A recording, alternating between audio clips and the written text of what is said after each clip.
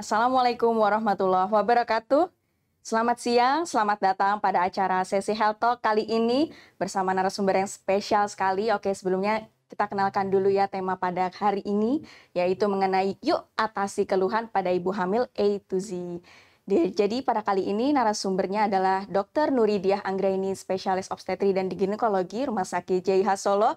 Selamat siang dokter. Iya, Gimana sahabat kabarnya hari ini Solo. dok? Oh ya boleh disapa dulu ya dok ya. Halo, Halo sahabat JIH Solo. Solo. Selamat siang. Oke, gimana dok kabarnya siang ini dok? Alhamdulillah sehat, Dokter Fevi. Oke, alhamdulillah udah ready ya dok ya untuk sesi Sudah. Health kali ini ya. Sudah siap untuk sharing dengan Wah, luar sahabat biasa. JIH Solo ini. Oke tuh, Dokter Nuri aja udah semangat. Jangan lupa berarti untuk sahabat JIH untuk tetap semangat juga ya. Mungkin bisa nanti menambahkan di kolom-kolom pertanyaan ya dok ya. Boleh. Oke, sebelumnya mungkin saya ingin memperkenalkan. Jadi Dokter Nuri baru saja bergabung di Rumah Sakit JIH Solo sebagai spesialis obstetri dan ginekologi. Jadi pada kali ini temanya juga cocok ya dok ya, tentang mengatasi keluhan pada ibu hamil from A to Z. Seperti biasa, tidak lupa saya mengingatkan kepada sahabat JIH, bagi 4 orang yang beruntung nanti akan mendapatkan giveaway.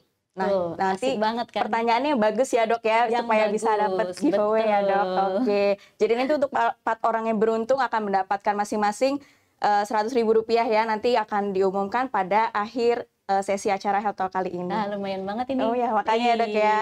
Jadi tetap pantengin terus Health Talk kali ini yang tentunya akan menarik ya dok ya. Sangat Oke, menarik. Iya. mungkin langsung aja dok kita sharing santai ya dok ya, Oke, sharing mengenai mengatasi keluhan pada ibu hamil. Tapi mungkin sebelum kita masuk ke sana ya dok, mungkin kan kita buat yang belum pernah hamil nih, sebenarnya hamil itu tuh kan berapa lama sih? Biasanya kan 9 bulan ya dok ya. Boleh diceritakan kah dok kira-kira fase di kehamilan itu bagaimana sih dok Seperti selama apa, gitu. 9 bulan itu? Iya. Silakan Senang dok. sekali Dokter Fevi saya bisa memberikan sharing nih ya tentang keluhan-keluhan yang sering banget ditanyakan pada saat konsultasi baik online maupun offline ya. Oke. Jadi saya jelaskan dulu, kehamilan itu dialami oleh seorang ibu selama 9 bulan. Di mana 9 bulan itu terbagi dalam 3 trimester. Istilahnya trimester yang masing-masing berlangsung selama 3 bulan. Jadi kalau trimester pertama itu mulai 0 sampai 12 minggu. 0 sampai 12 Kemudian minggu. trimester kedua mulai 13 sampai 28 minggu. Oke. Kemudian di trimester ketiga itu 29 sampai dengan ibu itu melahirkan. Baik. Nah, tentunya keluhan-keluhan ibu hamil ini ternyata kalau di pelan-pelan dilihat itu berbeda nih di tiap trimesternya. Oke. Gitu. Nah, mungkin bahas satu-satu ya. Boleh dokter ya. banget dok, kita kupas Oh ya ya, dok ya. kita Jadi kupas per ya. trimester itu ya Iya, dok ya. Oke. nanti pasti mulai, oh iya ya, gitu kan nanti begitu. Jadi di trimester pertama itu tuh pasti 50% yang pertama dan paling sering banget adalah mual muntah atau morning sickness. Oke. Kenapa disebut sebagai morning sickness? Karena dia mual muntahnya tuh lebih sering di pagi hari nih. Nah, itu penyebabnya adalah si ibu hamil ini mengalami perubahan hormon kehamilan. Dari yang belum hamil menjadi tiba hamil, tentunya ada perubahan hormon di situ.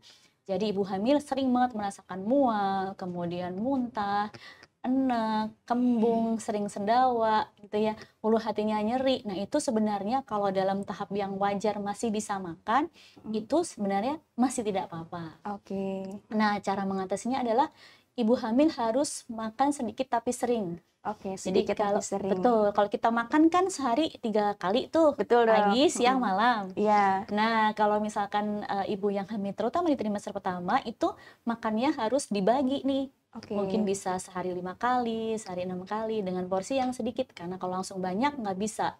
Nanti jadinya malah mual tadi itu ya dok Betul, ya. jadi malah muntah nggak enak Oke. perutnya gitu. Nah, kalau mual muntahnya itu yang masih dalam tahap wajar masih bisa makan itu masih oke. Jadi tidak perlu khawatir karena akan dialami selama 9 bulan mual muntah itu. Baik. Nah, tapi kalau mual muntahnya sampai nggak bisa makan, nah itu harus ke dokter karena atau harus berkonsultasi ya. Karena takutnya nanti ibu hamil mengalami dehidrasi seperti itu. Baik. Kemudian yang sering lagi nih, gampang capek. Oh Iya iya kan? betul dok, betul. Lemes gitu ya, nggak enak ngapa-ngapain, males, mager. Mager. Bener, Nah, itu saya kan. juga ngalamin dok Ngalamin trimester ya. pertama. Tapi morning Betul. sickness untungnya enggak sih dok. Untungnya enggak, berarti ngebok ya. Nah, kalau Betul, misalkan, Dok.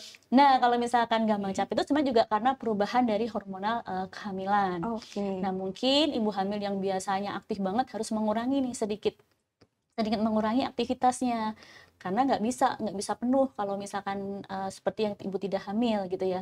Dan harus juga dicek nih Dokter Fevi, kalau misalkan gampang capek itu harus dicek laboratorium, jangan-jangan ini ada anemia. Oke. Tuh, kan hampir sama nih keluhannya. Betul, betul. Nah, jadi satu mengurangi aktivitas, kemudian asupan nutrisi dan energi harus cukup tadi ya 5 kali sehari gitu ya.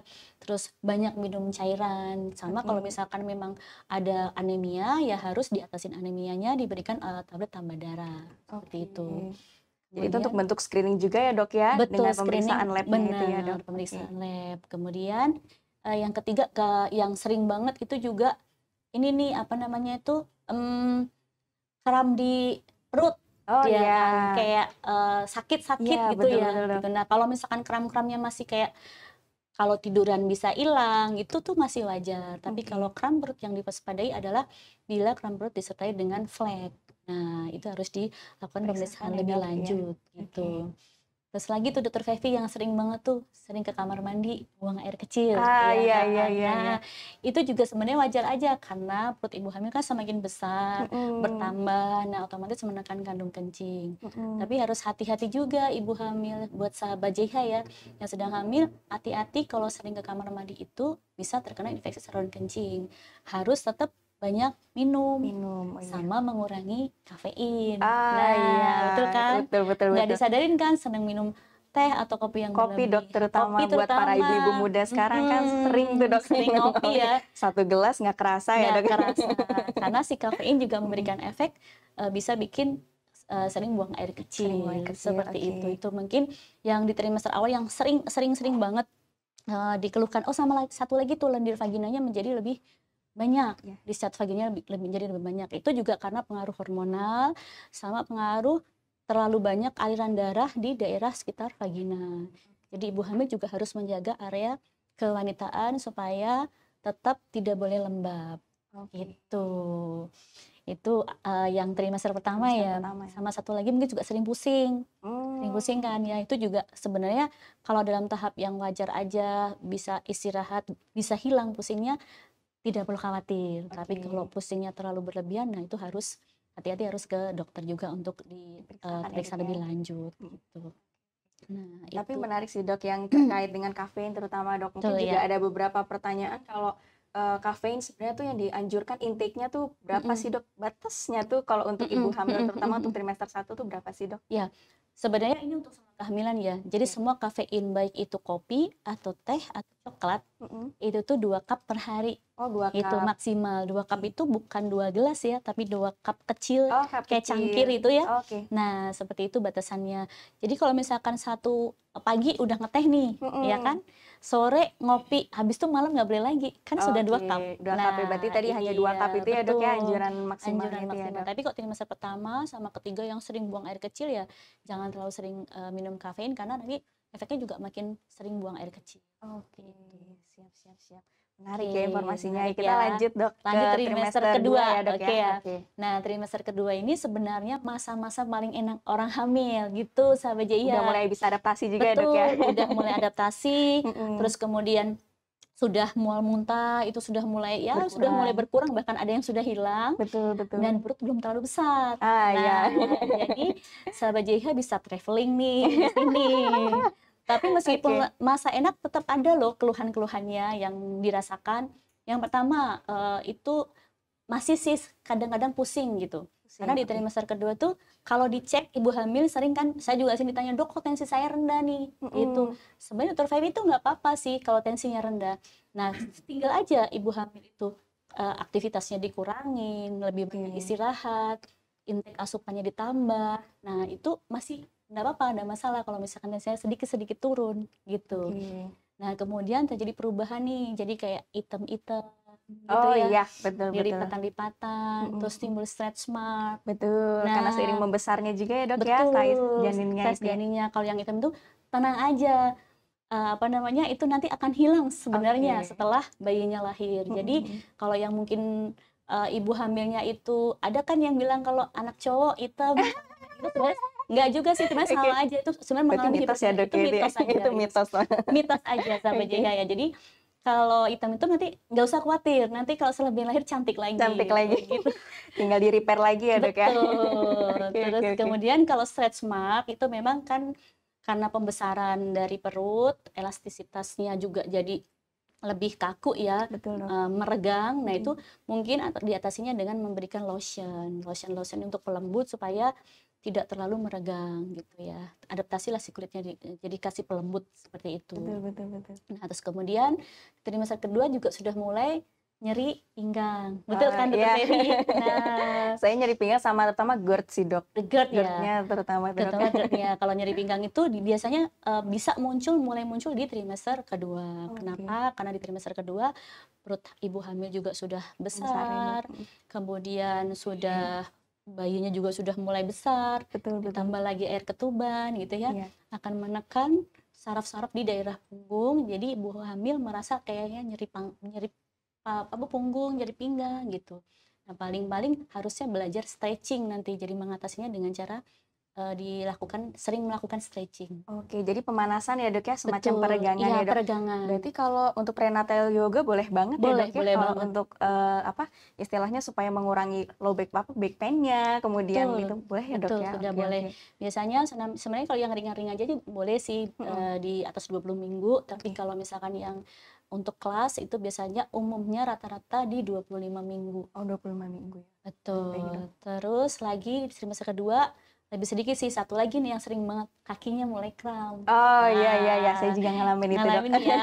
Betul. Pada saat malam hari itu mau tidur tiba-tiba kram.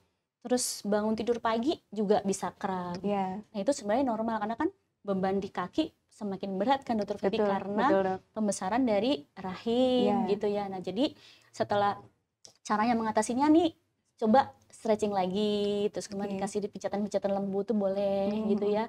Terus banyak minum, terus kemudian ya otomatis harus lebih mengurangi aktivitas yang jalan yang terlalu banyak. Oke. Terutama buat working moms berarti ya, Dok ya. Betul. Kalau berarti kita harus bisa menakar juga ya, Dok ya, Iya, terkait aktivitas. jangan Berarti antara aktivitas, nutrisi itu juga istirahat harus seimbang. Itu kunci ini ya, Dok ya, mengurangi keluhan-keluhan yang mungkin terjadi berarti ya, Dok. Oke. Wah, ini pertanyaannya sudah mulai banyak. Ini, Dok. Kita seling ini ya, Dok ya, dengan pertanyaan dari sahabat JIH, baik di Instagram maupun di YouTube ya, Dok. Kita masuk ke pertanyaan pertama.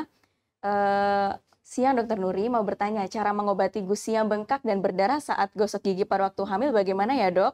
Mohon infonya, terima kasih. Nah, yang tadi kurang satu lagi nih ya. Jadi di trimester kedua memang sudah gusi atau gigi itu menjadi lebih sensitif gitu ya. Jadi gusi bengkak, gampang berdarah itu sebenarnya sesuatu yang normal aja terjadi di trimester kedua. Nah, cara mengatasinya kita harus mengecek nih sahabat ibu-ibu Seli ya, gitu ya. Harus kita cek apakah ada karang gigi nih. Jadi kita harus menjaga rongga mulut itu supaya menjadi lebih sehat gitu dengan cara misalkan ada karang gigi. Nah, ini bisa bikin kan karang gigi itu juga mengganggu gusi ya. Nah, itu harus dibersihkan. Terus kalau misalkan ada gigi berlubang, itu juga harus diobatin gitu. Terus juga gosok gigi, meskipun kadang-kadang ibu hamil merasakan kalau gosok gigi muntah. Nah, itu tetap harus dipilih pasta gigi yang tidak terlalu berbau, rasanya tidak terlalu yang nggak ada rasa lah ya kalau bisa ya. Jadi yang tidak tidak ada rasa macam-macam, nah itu mengurangi. Lebih ke plain gitu ya, Dok ya. Lebih ke plain, betul. Itu mungkin. Itu bisa ini ya, Dok ya, bisa memicu muntah juga ya kalau ada pasta gigi yang berasa itu ya, Dok ya. Berasa atau tajam. Kadang nyium aja kan juga udah pengen muntah kan gitu. Jadi pilih pasta gigi yang plain gitu ya, yang tidak terlalu berbau dan berasa. Oke, siap, Dok.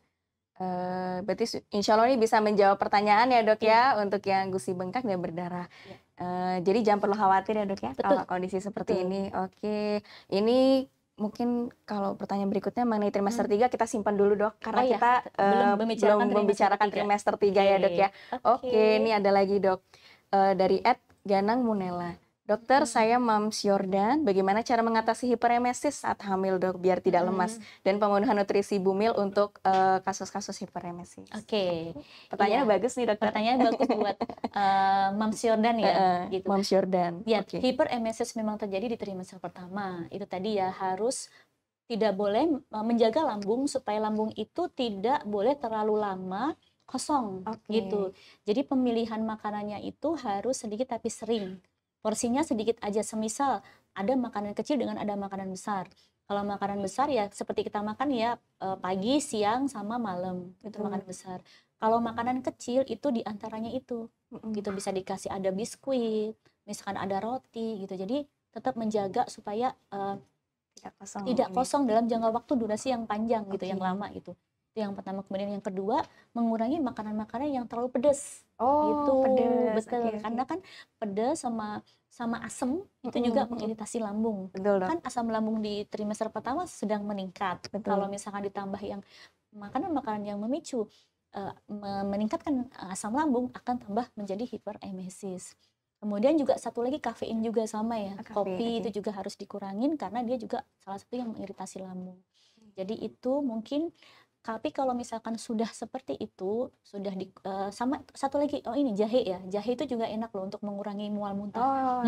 Bisa dalam bentuk minuman hangat itu minuman boleh hangat jahe boleh, atau permen jahe boleh. Oh, gitu permen ya. jahe, baik, Dok. Nah, itu kalau masih bisa makan, itu sebenarnya enggak masalah. Ya, cuman jaga aja itu tadi ya, dan harus dijaga makanannya dengan porsi sedikit tapi sering. Tapi kalau udah sampai tahapan yang mual muntah yang berlebihan, itu memang ada kondisi ibu hamil yang seperti itu. Nah, itu tetap harus melakukan perawatan ke rumah sakit, karena kalau tidak bisa ada infeksi sama sekali yang masuk, berbahaya untuk asupan nutrisi dan berbahaya untuk dehidrasinya. Gitu. Jordan. Ini semoga bisa menjawab. Berarti kita lihat dari kondisi hiperemesis saya juga ya, Dok ya. Betul. Apakah masih dalam tahap yang bisa ditangani di rumah dengan intake intermittent tadi ya, Dok ya, intermittent eating, kemudian hidrasinya yang cukup. Kalau misalkan itu bisa ditangani di rumah, bisa ditangani di rumah dulu. Tapi kalau misalkan kondisinya semakin berat, ada baiknya dilakukan perawatan di rumah sakit ya, Dok ya. Karena butuh infus ya, Dok ya. Jangan infus. Oke, semoga pertanyaannya ini penjelasannya lengkap sekali nih dari Dokter Nuri. Jadi ada ilmu baru ya kita. Oke, nih ada satu lagi nih, Dok. Mungkin ini dari Ed Himalia. Dok, pada usia kehamilan trimester awal sering flek padahal aktivitas fisik dan tingkat stresnya rendah. Kira-kira kenapa ya, Dokter? Iya.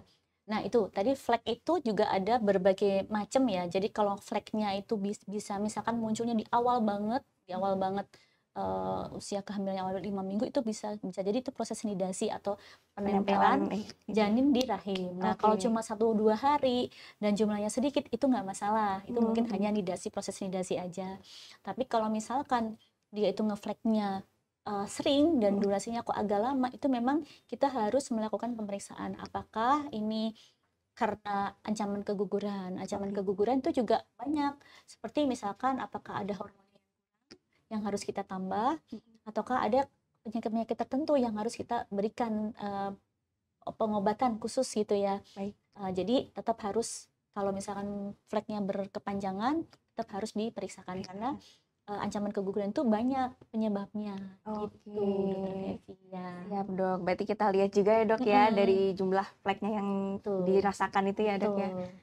Nanti kalau misalkan banyak, kita harus sudah mulai waspada nih, Dok ya. Berarti harus diperiksakan ke dokter. Jadi kalau stres juga tidak terlalu tidak melulu karena stres ya. Jadi flek itu banyak sebabnya. Kalau misalkan yang pertama mungkin tadi hanya karena hormonnya kurang. Ada penyakit tertentu, misalkan apakah ada antifosfolipid syndrome, ataukah karena ada infeksi yang lain seperti TORS gitu juga bisa menyebabkan flek gitu ya. Jadi harus lihat dulu, atau memang ya cuman kecapean aja atau kurang istirahat aja. Nah, itu harus dilihat harus diperiksakan kalau misalkan fleknya berkepanjangan. Tapi kalau cuma sehari 2 hari nggak perlu khawatir, karena takutnya itu cuma proses nidasi aja, jadi nggak masalah.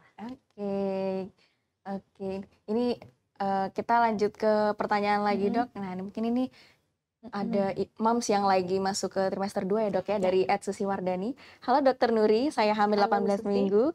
Berat badan saya belum bertambah dari sebelum hamil. Waktu USG kata dokternya berat janin masih normal. Nafsu makan saya memang turun, Dok. Masih aman nggak, Dok, kira-kira? Ya, di trimester kedua sebenarnya di 18 minggu tuh harusnya sudah berkurang ya mual muntahnya gitu. Jadi harusnya mungkin di trimester awal Ibu Susi mungkin makannya belum banyak. Nah, ini harus di-catch up atau dikejar aja gitu. Karena kalau misalkan berat badannya tidak bertambah, mungkin di awal ini kan sudah dikonfirmasi tidak ada masalah ya. Tapi kalau misalkan terus-terusan nanti akan berefek ke janinnya juga. Gitu. Jadi tetap harus dikejar, karena kan udah trimester kedua biasanya mual muntahnya kan sudah mulai berkurang. Betul, jadi coba aja ditambah lagi, misalkan kalau misalkan pemilihannya juga harus yang kayak nutrisi ya, jangan yang hanya makan aja gitu Betul. kan. Kayak harus ada komposisi karbohidrat, protein, lemak. Nah, kalau perlu diberikan susu hamil Ya. gitu. Karena susu hamil itu juga menggantikan mungkin yang nggak bisa. Kalau misalkan makannya cuma 3 sendok, karbohidratnya kurang dong. Nah, harus ditambah dengan susu gitu. Karena di susu itu selain dia ada mikronutrien, juga ada makronutrien untuk pengganti kalau misalkan benar-benar nggak bisa makan. Tapi memang lebih bagusnya ya tetap komposisi karbohidrat Utamanya, protein Dok, ya? utamanya itu Oke. gitu. Mungkin ditambah aja porsi makannya, dikejar lagi aja karena kalau terlalu berlangsung lama tidak naiknya ini akan berefek juga ke Pertumbuhan kehamilannya, janinnya itu pertumbuhan ya, Dok, ya? janinnya. Oke. Berarti memang nutrisi yang tepat sesuai takaran itu penting banget ya, Dok, ya, selama Betul, masa kehamilan betul, ya, Dok, ya? iya. Kan nanti juga berpengaruh terhadap pertumbuhan dari janinnya Iya, itu ya, Dok? iya. Oke. Mungkin ini tadi selingan ya, Dok, ya. Kita lanjut bahas lagi, Dok. Tadi kan kita sudah Oh ya, membahas yang trimester 1, kemudian kita juga membahas ke fase trimester 2 ya, Dok, ya, berkaitan dengan keluhan yang semakin berkurang tadi. Kita lanjut ke trimester 3 ya, Dok, ya? Betul, trimester Oke. ketiga. Nah, saya memang trimester ketiga ini yang penting sebenarnya ya, karena di trimester yang udah final, trimester akhir kan ya. Terus kemudian di trimester ketiga ini ada beberapa hal yang memang harus diperhatikan, seperti ada juga bisa muncul-muncul penyakit-penyakit seperti tekanan darah tinggi, terus kencing manis, kemudian bisa ada perdarahan, bisa ada flek. Nah, kalau keluhan yang sering dirasakan pada ibu hamil itu gerak bayinya nih makin sering nih, makin kencang. Ya, Betul kan? betul. Karena otot-otot bayi kan juga semakin kuat ya. Jadi ibu merasakan tendangannya tuh lebih kuat dibandingkan 2 trimester sebelumnya. Nah, ini yang bikin kadang-kadang ibu hamil itu susah tidur, jadi insomnia, gitu ya. Itu Iya, yang berkaitan keluhan yang jadi insomnia. Tapi gerakan jadi memang juga harus diperhatikan. Kalau dia masih aktif tuh masih bagus banget tuh. Jadi nggak apa-apa, sahabat JIHA. Jadi kalau aktif itu masih menandakan kesehatan bayinya juga aktif. Jadi bagus gitu. Nah, kemudian yang kedua nih yang sering dirasakan kaki bengkak ya. Nah, kaki bengkak ini kalau kaki bengkaknya itu tidak disertai dengan tensi tinggi itu masih wajar, masih normal. Karena apa? Karena pada kehamilan aliran ibu hamil itu mengalami banyak cairan yang masuk ke tubuh ibu hamil itu. Nah, jadi cairan-cairan itu jadi pembuluh darahnya menjadi lebih longgar tipis. Nah, ini keluar nih cairan-cairan itu keluar. Nah, dia mengisi jaringan-jaringan yang longgar seperti tangan dengan kaki gitu. Kalau kaki bentukannya menjadi kakinya bengkak. Betul, Dok. Kalau tangan menjadi kebas. Nah, seperti itu. Makanya, tapi kalau kaki bengkak jadi sebenarnya nggak usah khawatir. Kalau bengkak nggak bisa pakai sepatu tuh normal aja. Asalkan tidak disertai dengan peningkatan tekanan darah tinggi. Jadi kan di trimester ketiga ibu hamil juga biasanya kan kontrolnya sudah lebih sering ya. Betul, Dok. Nah, di situ kalau misalnya tensinya masih pada saat kontrol, tensinya masih di bawah 140/90, tenang aja nggak masalah gitu ya. Tapi kalau tensinya lebih dari 140/90, hati-hati. Takutnya itu tanda-tanda preeklamsia gitu ya. Nah, kaki bengkak ini cuma paling ibu hamil mengurangi lah aktivitas yang menggunakan kaki yang jalan yang jauh. Nah, itu memang harus dikurangi. Seperti itu. Kemudian pada trimester ketiga juga sering muncul lagi nih nyeri ulu hati atau nah seperti trimester pertama. Nah, itu kadang bisa muncul kenapa? Karena perut ibu hamil semakin besar. Nah, menekan lambung nih. Jadi kadang-kadang kalau trimester kedua makannya banyak, ya kan? Trimester kedua kok jadi begah lagi ya? Jadi kayak heartburn lagi ya? Betul, GERD lagi ya gitu. Saya dulu bahkan tidur sampai 2 bantal, 3 bantal, Dok. Jadi supaya ngurangi GERD saya. Nah, itu karena itu sebenarnya. Nah, tapi gimana cara mengatasinya? Yaitu makan sedikit tapi sering. Terus muncul lagi tuh kencang-kencang. Nih. Kalau bahasa terkenalnya itu konpal, kontraksi palsu. Atau Braxton Hicks itu ya, Dok, ya? Braxton Hicks itu kalau di trimester ya mulai 35 ke atas, 35, 37 atau sampai dengan 40 minggu itu masih wajar aja. Ya dia mulai inisiasi persalinan. Tapi apabila dia munculnya di bawah 35 minggu dan itu jadi durasinya lebih sering, terus intervalnya lebih sering, durasinya lebih lama, hati-hati. Kita harus perhatikan, takutnya jadi kehamilan persalinan prematur. Gitu. Harus diwaspadai, Dok, ya, untuk kondisi seperti itu ya, Dok. Kemudian selain itu peningkatan tekanan darah tadi sudah ya dibahas itu tanda-tanda preeklamsia. Kemudian juga ada flek-flek. Nah, kalau flek-flek pada ibu hamil di trimester ketiga hati-hati. Kalau misalkan flek-fleknya itu banyak, apalagi di bawah sebelum 30 minggu kita harus menilai apakah ada plasenta di posisinya di bawah. Nah, itu kan bisa bisa timbul perdarahan juga. Tapi kalau dia itu di trimester ketiga, nah di usia kehamilan 37 minggu, jangan-jangan ini sudah mulai ada tanda-tanda ke arah persalinan. Gitu. Terus kemudian ketuban pecah dini, ya ketuban pecah keluar cairan dari jalan lahir. Nah, itu juga biasanya sering dikeluarkan. Bingung nih pasiennya, dok, ini sebenarnya itu saya ini keputihan atau ketubannya remuk atau apa ya dok, kok keluar air gitu kan ya. Nah, itu bedanya gampang. Kalau misalkan itu ketuban yang keluar, biasanya dia satu itu bentuknya cair ya. Cair ya. Mungkin ini bisa di note ya buat sahabat Betul ya. GH. Jadi ketuban itu cair ya dok gitu ya. Oke. Biasanya jarang disertai dengan lendir. Jadi kalau Oke. ada lendir kemungkinan ini hanya keputihan biasa. Oke, Itu yang siap, pertama. dok. Kemudian yang kedua, sahabat JIH ganti celana atau baju pun tetap aja itu meremes, tetap aja Oke. keluar. Nah, itu harus waspada. Berarti produksinya cukup aktif ya dok ya untuk kalau ketuban itu ya dok. Ketuban itu. Jadi nggak mungkin kalau cuman pagi aja kok dok keluarnya atau malam aja, itu mungkin hanya keputihan biasa gitu ya.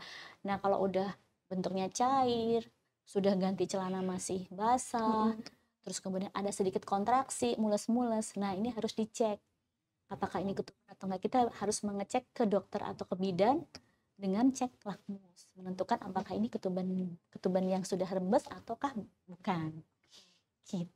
Nah, itu mungkin antara lain yang terjadi di trimester 3 itu ya dok ketiga. ya. Jadi udah masuk ke final stage-nya istilahnya dok ya, dok. Tinggal brojol gitu. Iya, betul. Oke, tapi mungkin ada yang menarik nih dok. Tadi kan yang berkaitan dengan kontraksi palsu juga. Mungkin ini selain kita cara mengenali ketuban yang rembes tadi itu dok, mungkin boleh dijelaskan juga dok ke sahabat JH terkait dengan kontraksi palsu. Bagaimana cara membedakan, oh ini udah mau lahiran beneran sama yang memang kenceng-kenceng yang intensitas biasa itu dok. Gitu. Gini, jadi kontraksi palsu itu berbeda dengan kontraksi yang asli. Kontraksi palsu memang bisa muncul di usia 35 minggu karena memang itu sudah mau persiapan persalinan. Biasanya pada kontraksi palsu itu dia kalau misalkan durasinya ya, lamanya itu tuh cuma sebentar aja. Paling cuma 5 detik gitu. Terus intervalnya jauh. Cuman pagi aja atau malam aja, sesekali aja. Nah, begitu ibunya istirahat, hilang. Oke, berarti jaraknya jauh ya dok ya? Jaraknya jauh, betul. Yang palsu itu dok. Nah, tapi kalau kontraksi real contraction yang kita harus ke rumah sakit, itu kalau misalkan dia udah teratur. Misalkan udah 2 jam sekali kencang, 2 jam sekali kencang, atau 1 jam sekali, bahkan kalau sudah mendekat itu sudah 10 menit sekali. Nah, durasinya juga lebih lama. Kalau sahabat JH pegang di perutnya itu dihitung sekitar 10-15 detik nih. 10 sampai 15 detik. Iya. Apalagi kalau udah mau mulai dekati bukaan itu udah sampai 10 menit ya dok ya, 10 menit. Itu hati-hati, itu mungkin sudah ke arah kontraksi yang sesungguhnya. Tapi biasanya sih dokter Fevi kalau misalkan real contraction itu ibunya sudah nggak kuat sih, pengen ke rumah sakit juga. Itu saya juga mengalami dok. Kan? Saya dini hari. Nah, masih teringat ini saya dok. Jadi kalau misalnya cuman kayak sesekali ngeri-ngeri sedap gitu dok. Sedap ya, padahal nggak loh sebenarnya. Tapi kalau misalkan kontraksi yang kayak kontraksi palsu yang cuma sekali dipakai tiduran hilang, enggak apa-apa gitu. Nah, satu lagi kalau kontraksi itu disertai dengan flek. Nah, ini juga harus diperhatikan. Ini udah mulai tanda-tanda ke arah persalinan kemungkinan. Jadi itu tadi ya, semoga bisa menjadi perhatian juga kepada sahabat J yang saat ini sedang hamil. Jadi bisa mengenali tanda-tandanya, oh ini kontraksi palsu sama kontraksi yang beneran gitu, sama tanda-tanda ketuban rembes tadi itu ya dok ya. Kita seling lagi dok. Ada pertanyaan, nanti kita bahas lagi tentang trimester 3 ya dok ya. Nah ini kebetulan topiknya pas nih dok, dari @khalifa_firdani.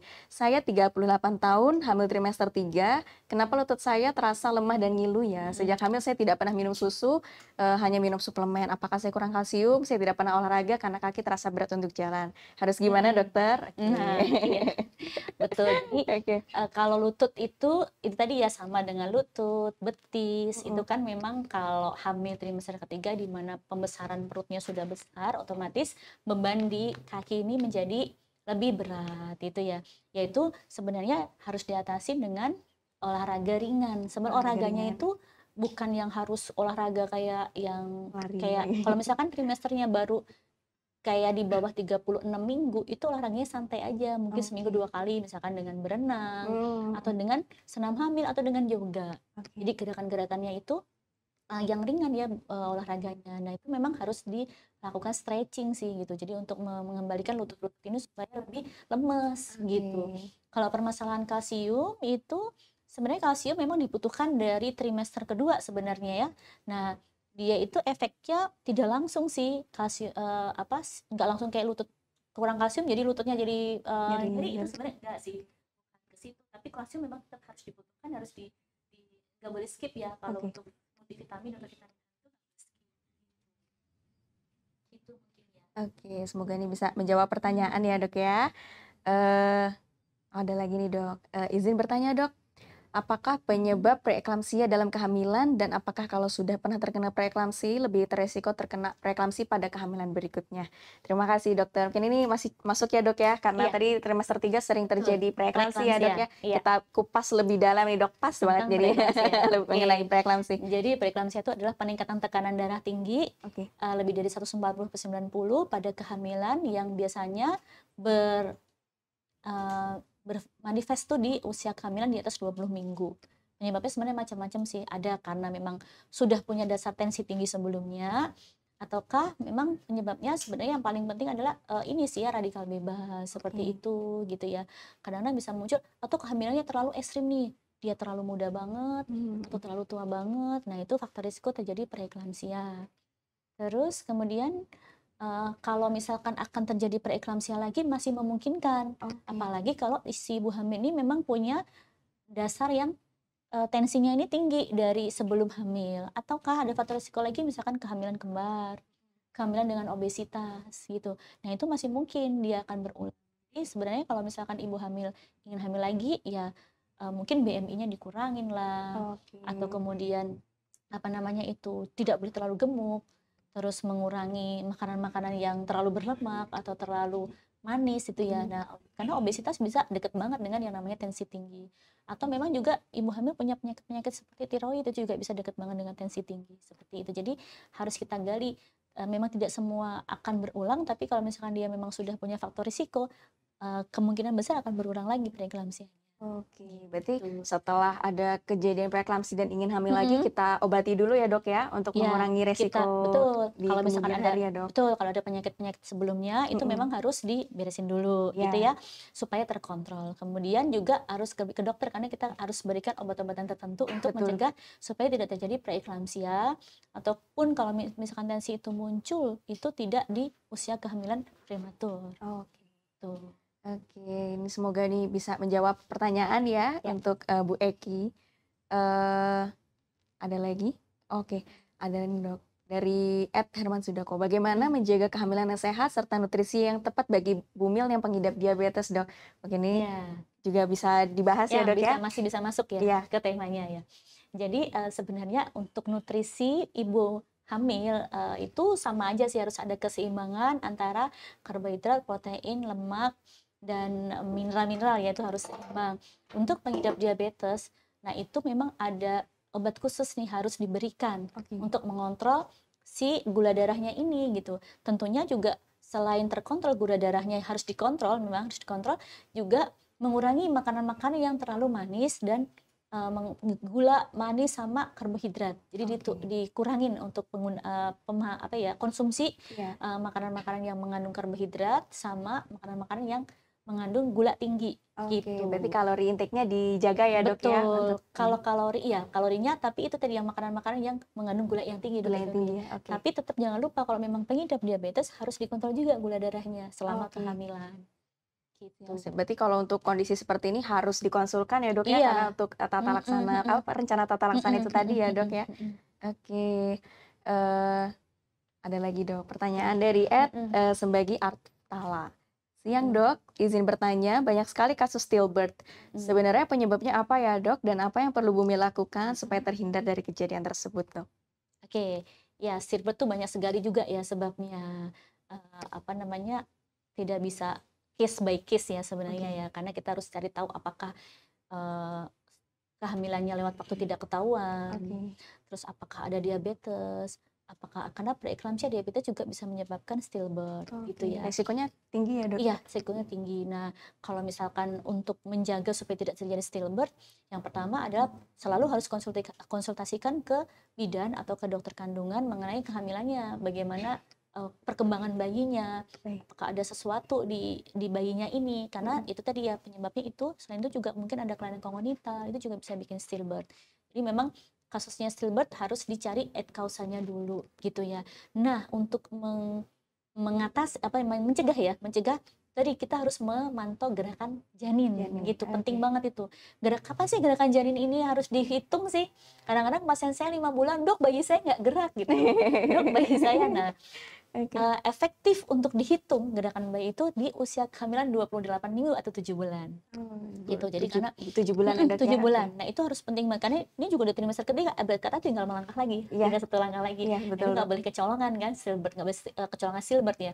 Nah, menghitung gerakan bayi itu minimal normalnya adalah 10 dalam 12 jam. Gitu. Minimal.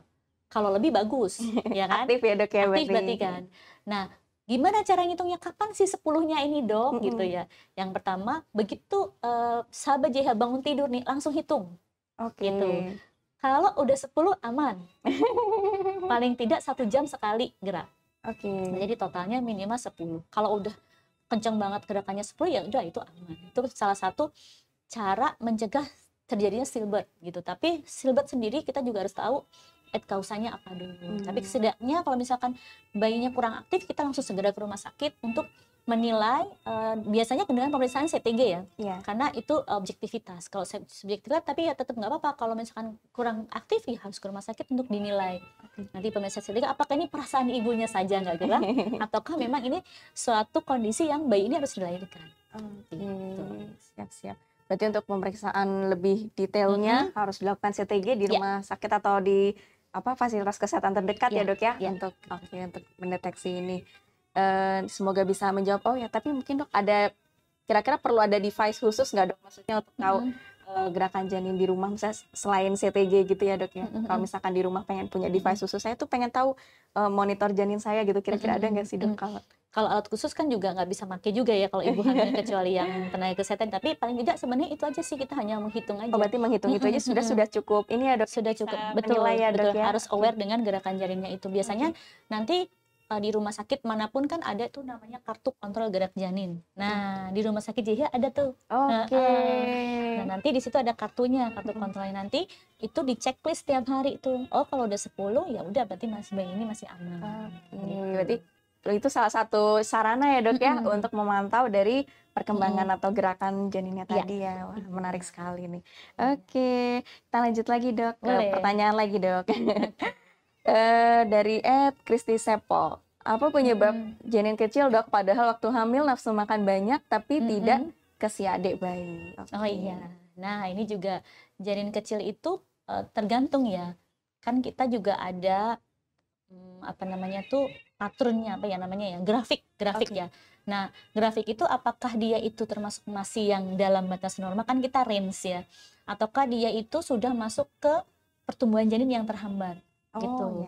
Nah, kalau dia misalkan ada yang namanya small healthy baby, sebenarnya ini bayinya kecil karena memang ibunya kecil misalkan gitu ya. Nah, itu is okay, nggak apa-apa sih. Tapi kalau misalkan udah kurang banget, apalagi makannya sudah banyak, nah kita harus menilai apakah ini ada namanya IUGR atau pertumbuhan janin terhambat. Itu harus dilihat.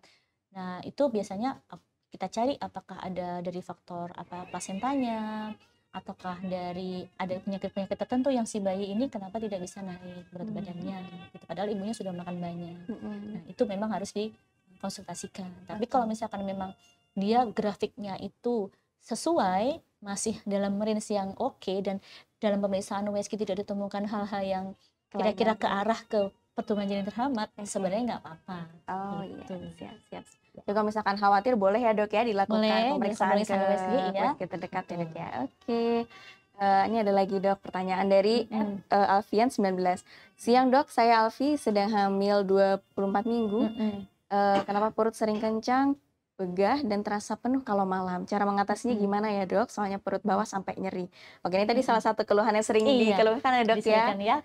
Jadi kalau kencang-kencang itu tadi ya, mungkin kita harus menilai apakah kencangnya ini itu terus-terusan ataukah hanya kayak cuma sesekali aja. Oke. Terus bagaimana durasinya, lamanya, apakah cuma 5 detik aja ataukah dia berlangsung lama, 15 sampai 20 detik gitu ya. Nah, kalau begas sama terasa penuh kalau malam itu juga karena itu tadi karena tekanan dari rahim yang semakin membesar atau kadang-kadang mungkin posisi si bayi itu kepalanya ada di atas. Oh, Nah, iya, iya, sama aja iya. kan kalau bagian keras yang ada di atas begitu ibunya duduk itu rasanya nggak enak banget gitu kan kalau posisinya sungsang ya bayi kepalanya bayi itu di atas. Nah, itu kan bagian keras itu kan menekan lambung. Jadi ibunya rasanya nggak enak, jadi begah nggak enak. Nah, caranya mengatasinya itu tadi tetap harus makannya itu harus nggak bisa banyak kan, harus dengan porsi sedikit-sedikit lagi kayak trimester pertama lagi sedikit Sering. sehingga nutrisinya tetap akan sama, harus tetap sama ya. Iya. Gitu. Nah, kalau misalkan kurang ya minum susu hamil gitu yang cair kan supaya bisa nutrisinya akan bisa sama dengan kalau kita makan sehari 3 kali gitu. Oke. Ini nanti ini semoga bisa menjawab ya dok ya. Kita review ulang tadi itu ya dok ya. Oke. Ini ada lagi dok dari @Riza_Amaleoni. Dok, normalkah jika di trimester 3 vagina agak terasa kencang atau bengkak dok? Bagaimana cara membedakan bahwa itu normal atau sudah termasuk dalam infeksi saluran kemih? Oke. Gini Mam Risa ya. Jadi di trimester ketiga itu tuh memang pembuluh darah selama kehamilan itu kan banyak tuh termasuk di area vagina. Jadi kayak vaginanya jadi kayak kenceng gitu ya. Yeah. Itu normal aja sih sebenarnya. Sama kalau misalkan di trimester ketiga apalagi kalau usia kehamilannya sudah di atas 37 minggu atau ya 35 ke atas lah ya, kepalanya kan biasanya sudah turun nih. Nah, itu juga menekan di daerah situ. Gitu. Jadi itu masih normal aja sebenarnya. Sampai bayinya lahir kan rasanya nggak enak banget di bagian bawah itu. Untuk gerakmu kadang-kadang sakit gitu ya. Itu masih normal, masih wajar. Nah, yang membedakan kalau itu infeksi saluran kencing biasanya komposisi BAK-nya nih bagaimana, buang air kecilnya bagaimana? Apakah buang air kecilnya nyeri? Ataukah memang sama perutnya sakit ya, perut bagian bawah. Tapi biasanya kalau ISK itu tuh selain perutnya bagian bawahnya sakit, dia juga ada kondisi di mana buang air kecilnya tuh suka panas, suka nyeri, terus anyang-anyangan. Nah, seperti itu. Kadang sedikit demam.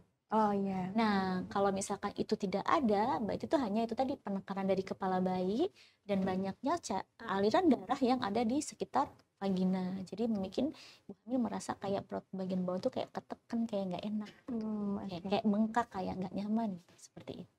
Oke, berarti kita lihat ke karakteristik pipisnya itu tadi ya dok ya, apakah terasa panas, kemudian seperti anyang-anyangan tuh malah lebih ke arah tanda ISK tadi. Nah, kalau ada untuk memastikan lagi misalkan oh iya kok saya kadang rasa kayak anyang-anyangan ya kalau pipis sakit ya, itu harus dicek juga dengan urinalisis. Kita memastikan karena kalau infeksi saluran kencing harus diobatin dokter Fevi, kalau enggak nanti bisa berefek, namanya infeksi bisa membuat infeksi ke bayinya, infeksi ke ibunya, bisa bikin ketuban pecah dini gitu.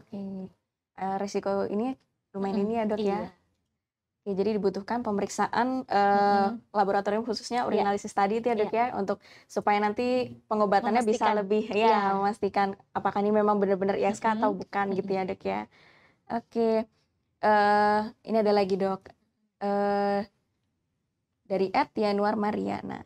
Bagaimana mengatasi Braxton Hicks atau kontraksi pasu tadi itu dok ya saat trimester kedua dok? Nah, coba kurangin aktivitasnya dulu. Jadi istirahat dulu gitu ya. Banyak tidur dulu, coba duduk dulu, kalau misalkan duduk masih kencang ya harus tiduran. Coba dikurangi aktivitasnya dulu. Kalau misalkan dia memang Braxton Hicks-nya tuh kalau berlebihan, nah itu tadi yang kita harus waspadai, walaupun di trimester kedua tetap aja harus diwaspadai jadinya persalinan imatur gitu. Itu yang bahaya dok. Betul. Ya. Jadi kalau udah itu harus diperiksakan harus diperiksakan. Tapi kok cuma sesekali kayak biasanya kalau Braxton Hicks yang kontraksi pasu cuman buat duduk aja nyeri kan. Kalau udah buat duduk atau buat berbaik membaik gitu. Itu nggak usah khawatir. Nggak usah khawatir. Oke. Jadi tuh kalau kita lihat ini juga ya dok ya dari intensitas kontraksinya juga ya dok ya. Jadi kalau misalkan masih pada saat setelah beraktivitas kemudian beristirahat kontraksinya udah mulai hilang, itu membaik, tidak perlu khawatir. Mungkin Ibu Yanuar butuh istirahat dulu. Butuh istirahat. terlalu capek Oke, mungkin dok. mungkin ya, istirahat dulu ya. Oke, ini ada lagi dok nih dari Mm-mm. @_Anugrahadi. Bagaimana peran suami dalam menjadi support system istri ketika mengalami keluhan pada kehamilan? Wah ini Wah, boleh dok, ini buat boleh nih para ya, bapak-bapak suami bapak-bapak ya ya. mungkin yang sedang menonton. Mungkin kita Iya. nggak cuma melihat dari sisi ibu Mm-mm, hamil, tapi mm-mm, dari sisi mm-mm, bapak suami karena mm-mm. memang penting ya dok Ya, ya, penting support banget, system penting utama banget. bahkan. Betul sekali. Oke, boleh Iya, dokter kita sharing terkait ini. oke. Yang pertama memang suami harus mendukung penuh ya, Betul dok. mendukung penuh istrinya dalam artian juga bukan mendukung itu juga misalnya bukan yang seperti ini, oh pengen ini langsung diturutin nggak juga, harus yang bagus-bagus juga yang diturutin ya. Baik Terus baik. kemudian memberikan ketenangan dan kenyamanan. Gimana sih ibu hamil merasa nyaman gitu. Misalkan contohnya misalkan ya kalau misalkan kram, kaki kram gitu ya, ya dikasih pijatan-pijatan ringan lah, seperti itu. Pijatan cinta gitu ya Pijat dok ya. cinta. Terus kalau misalkan pegel-pegel, punggung pegel, sakit, itu tuh kan memang stretching gitu ya. Mm-mm. Terus melakukan senam hamil atau yang hamil. Nah, itu kan ada sekarang partner nih berdua nih, Betul dok, betul couple. betul betul. Nah, itu juga salah satu support juga nih ke ibunya supaya ibunya juga semangat untuk olahraga Iya gitu, betul betul ya dok. kan. Terus kemudian terakhir memberikan afirmasi positif ke ibunya nih. Jadi ibu hamil itu kan kalau menghadapi apalagi anak pertama ya, menghadapi kehamilan ya, kalau hamilnya baru hamil tuh senang tuh dokter Feby, tapi nanti kalau udah terima sakit suka takut gitu kan, nanti gimana ya kalau melahirkan ya, Iya nanti iya gimana, iya. nah itu Ada suaminya harus, clueless-nya juga ya gitu dok ya. gitu kan, gitu. Penasaran tapi takut gitu Iya kan. Nah, betul si betul. suaminya harus memberikan afirmasi positif, ayo bisa gitu, Mm-mm. ditemenin olahraganya, yoganya, dianterin kalau pengen makan, pengen ngidam mungkin ya itu Mm-mm. ya, terus kemudian diajak juga selalu positif ya, ininya positif, misalkan ya sesekali bolehlah traveling gitu ya diajak, jadi ibunya selalu happy gitu, karena happy pregnancy happy baby ya. Wah, nice slogan dok. Oh, Jadi oke oke. Tadi boleh diulang dok, slogannya tadi gimana dok? happy pregnancy Happy pregnancy, healthy baby. Itu gitu. kunci utama ya. Tapi memang kalau Iya. secara evidence base sendiri juga memang berpengaruh ya dok ya. Betul, betul. Ketika ibu hamil dalam Mm-mm. kondisi yang istilahnya mendukung lah dok, Betul. dari sisi kejiwaan, dari segi Heeh. mentalitinya dia bahagia, menjalani dengan penuh persiapan, itu juga berpengaruh juga dok ya Ya, terhadap jadi perkembangan janinnya itu ya dok. betul, karena energinya selalu positif ya. Oke. Energi positif juga energi ke bayinya menjadi positif juga gitu. Oke. Dan suaminya memang itu ya dukungan penuh itu tadi ya. Salah satunya memang couple yoga itu pengaruh sekali dulu. Jadi Itu menarik ya dok. menarik kan? Ya, couple Nah. yoga. Tapi memang saya juga sering baca sih dok, yang couple yoga akhir-akhir ini kan memang lagi banyak booming ya dok ya. Jadi itu mungkin bisa salah satu bentuk Ya. support dari bapak suami Iya. ke istri dalam masa-masa kehamilan ini ya dok. Tapi kalau boleh tahu dianjurkannya kira-kira di sekitar usia kehamilan berapa sih dok kalau untuk yang couple yoga itu dok? Mulai 25 minggu nggak apa-apa. 25 minggu itu tadi ya dok 25 ya? minggu sampai dengan mendekati persalinan boleh gitu. Oke. Itu kan bentuk support. Jadi kalau misalkan suaminya juga ikut couple yoga, sebenarnya nanti kalau pas pada di rumah kan bisa dipraktikkan berdua juga. Gitu. Oh berarti ya di rumah juga stretching istilahnya lucu-lucu juga bisa ya dok ya? Betul. Oke, Gitu. oke, Mungkin oke. itu salah satu contohnya. Iya. Support sistemnya ya. Benar-benar menarik sekali ya. Lagi dok, ada dari Irma Ryan Kaila. Oke. Dok izin bertanya, jika usia 35 tahun ke atas masih bisa merencanakan kehamilan guna menghindari keluhan saat hamil, apa yang sebaiknya dilakukan? Oke.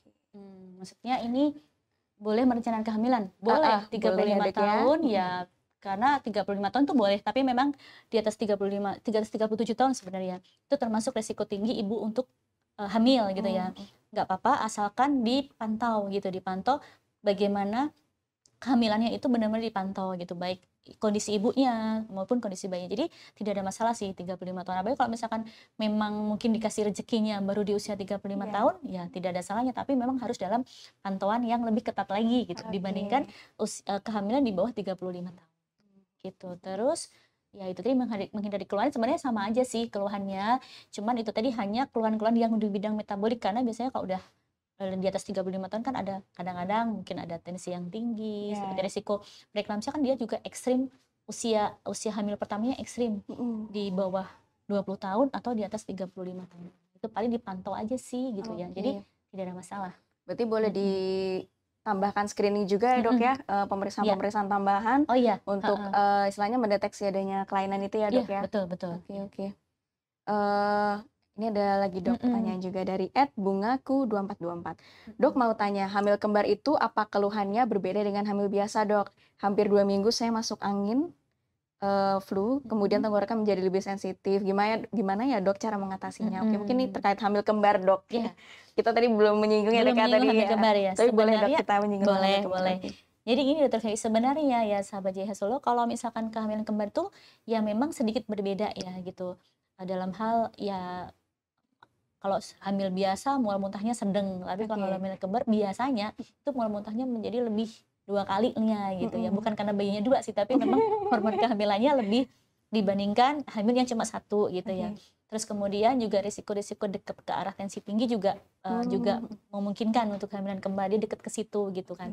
Karena kan hormon-hormon kehamilan juga termasuk yang tinggi ya. Jadi preeklamsia bisa muncul di kehamilan kembar gitu. Terus kemudian kalau misalkan jadi sensitif kayak jadi gampang flu, susah makan, sebenarnya enggak sih ya. Itu sama aja sih, kembar atau tidak kembar. Kalau flu itu sama aja sih. Mungkin gini, kalau kehamilan sebenarnya bukan hanya kembar ya. Kehamilan biasa daya tahan tubuh itu daya tahan ibu hamil itu cenderung lebih turun ya dibandingkan yang tidak hamil. Nah, jadi gampang kena sakit kalau ibu hamil itu gitu. Nah, terus kalau susah makan ya sebenarnya tetap tipsnya sama. Makan sedikit tapi sering. Apalagi kalau udah, ya itu tadi kalau kehamilan kembar trimester ketiga itu kan gede banget. Otomatis tekanan di lambungnya semakin lagi ya. Betul, Nah, betul. jadi semakin begah lagi ibunya. Nah, itu tadi tetap harus intake-nya mungkin lebih dipecah lagi, yang bukan jadi 5 kali sehari itu mungkin 6 atau 7 kali sehari gitu. Jadi total tetap harus sama dengan kita makan 3 kali sehari nutrisinya, keseimbangan gizinya. Gitu. Memang itu ya, kuncinya intermittent eating tadi itu Iya. kunci bener ya dok ya. Itu yang harus diperhatikan ketika hamil. Semua yang penting jangan lapar gitu, jangan lapar dalam kondisi yang lama gitu. Iya, jangan kosong jangan kosong, tapi juga harus diperhatikan ini ya nutrisinya juga ya dok ya. Betul. Oke, ini ada lagi dok dari @aniglowy.id. Tips dong dok agar terhindar dari bahaya toksoplasma saat hamil. Bener nggak dok, bulu hewan seperti kucing sangat berbahaya bagi kehamilan? Mungkin ini sering dok pertanyaan ya dok ya kalau pas kontrol. Nah, tokso itu bisa ada di mana aja sebenarnya ya, gitu ya.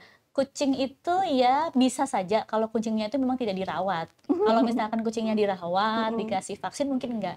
Justru Ibu Ani kalau makan makanan mentah ini juga faktor risiko loh terjadi tokso. Nah, jadi harus dijaga nih kalau jangan terlalu sering makanan-makanan yang mentah, baik tidak itu diproses ini ya, yang tidak diproses matang. Sekarang kan banyak grill-grill juga ya. Nah, itu memang salah satu faktor risiko kalau selalu sering makan grill ya. Tadi faktor risiko karena dia tidak matang ya. Itu sih.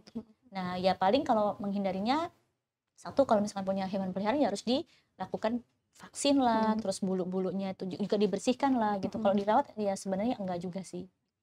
Jadi kalau selama sehat kucingnya itu sebenarnya tidak masalah ya dok ya. Iya. Oke. Berarti kalau mau makan sushi nih dok, mungkin kan ada nih sahabat JH yang hamilnya ngidamnya sushi dok. Berarti kita cari sushinya yang roll atau yang fried. Oke.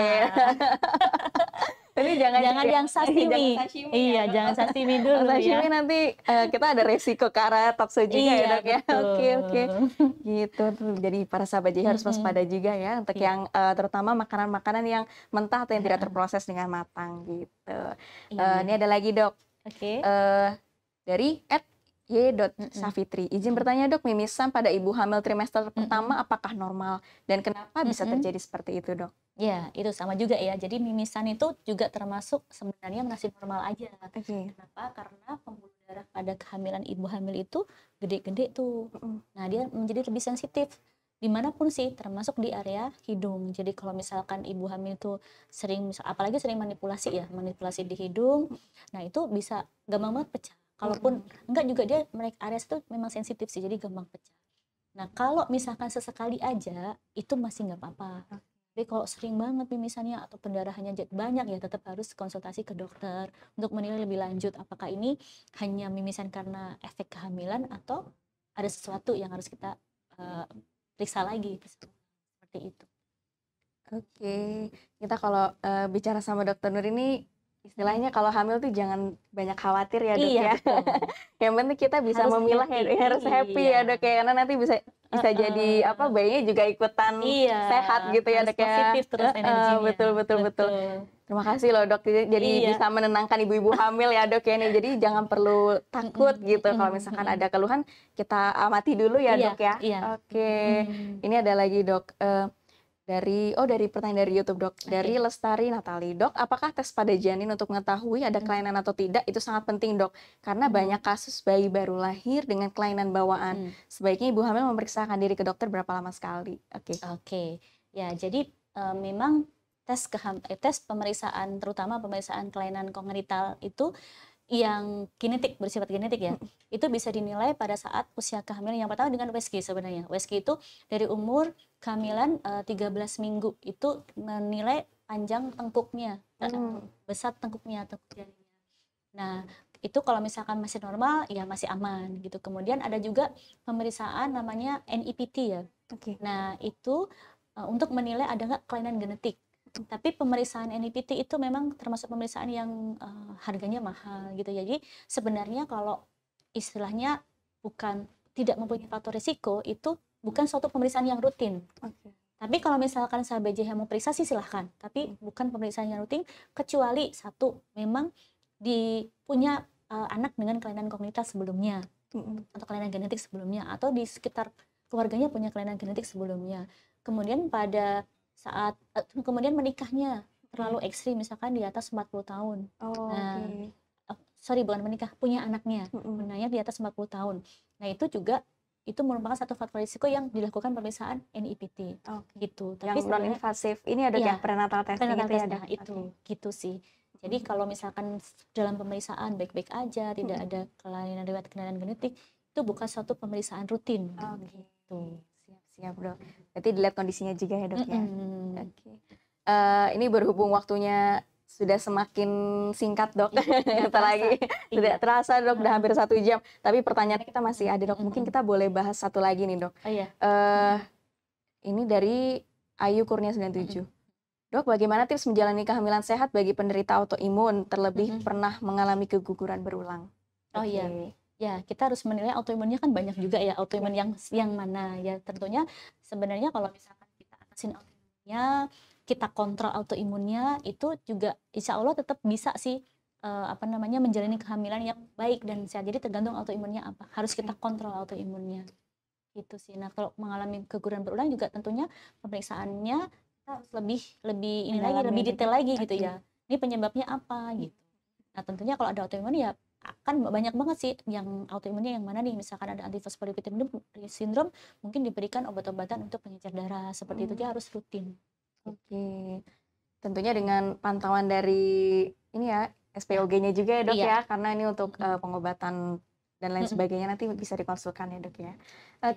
Mungkin kita sudah mencapai di penghujung acara, Dok. Sebelumnya saya mau mengumumkan dulu, Dok, untuk pemenang giveaway yang beruntung tadi ya, Dok ya. Kepada 4 penanya tadi yang beruntung, sebelumnya saya ucapkan selamat kepada yang pertama @Himalia. Kemudian yang kedua dari @Alfian19, selamat. Dan yang ketiga dari @AmandaVina_26. Dan satu lagi dari @Harry_wingback. Dapat tanda cinta ya, Dok. Ini, Dok, ini tadi perbincangan yang menurut saya wah luar biasa, dapat ilmunya. Sahabat JH juga pasti seneng ya tentunya, apalagi yang hamil-hamil. Ada kayak kita closing statement, Dok. Ada mungkin pesan buat sahabat JH yang saat ini sedang hamil atau akan hamil, atau dan mungkin buat keluarga-keluarganya gitu. Boleh, Dok, closing statement terakhir. Yang pertama, kehamilan itu harus dijalani dengan happy, karena kehamilan itu sesuatu yang normal sebenarnya. Nah, keluhan-keluhan pada ibu hamil, asalkan keluhannya masih dalam batas wajar, itu ya yang seperti yang kita sebutkan tadi ya, itu mual muntah yang biasa-biasa aja, itu sebenarnya masih aman. Nah, tapi kalau misalkan sudah berlebihan keluhannya, memang segera melakukan pemeriksaan ke dokter. Gitu ya. Kemudian harus mencukupi keseimbangan gizi dari karbohidrat, protein, nutrisinya lah ya harus seimbang. Kemudian kurangin makanan yang terlalu manis, tidak menghindari makanan yang mentah, dan jangan lupa suplemen hamil itu harus diminum karena itu menggantikan mikronutrien yang mungkin tidak kita dapatkan di makanan. Seperti itu sih. Terus pokoknya selalu happy, karena energi positif akan balik dari ibunya balik ke bayinya juga. Siap. Itu closing statement-nya yang luar biasa sekali dari Dokter Nuri. Sebelumnya mungkin ini bagi sahabat JIH yang ingin kontrol ke Dokter Nuri atau mau memeriksakan kehamilan ke Dokter Nuri, boleh banget ada jadwal Dokter Nuri, boleh disebutkan Dok? Oke, jadi saya di Rumah Sakit JIH Solo mulai dari Senin sampai dengan Rabu itu jam 8 sampai dengan jam 12. Kemudian Kamis dengan Jumat saya ada di jam 10 sampai jam 12. Kemudian di Sabtu saya ada di 8 sampai 10. Ditunggu kedatangannya. Oke, ditunggu kedatangannya Ditunggu para sahabat kedatangannya. JIH ya. Oke, ini perbincangan asik sekali ya. Terima kasih banyak Dokter Nuri. Saya ikut senang, saya ikut dapat ilmu juga.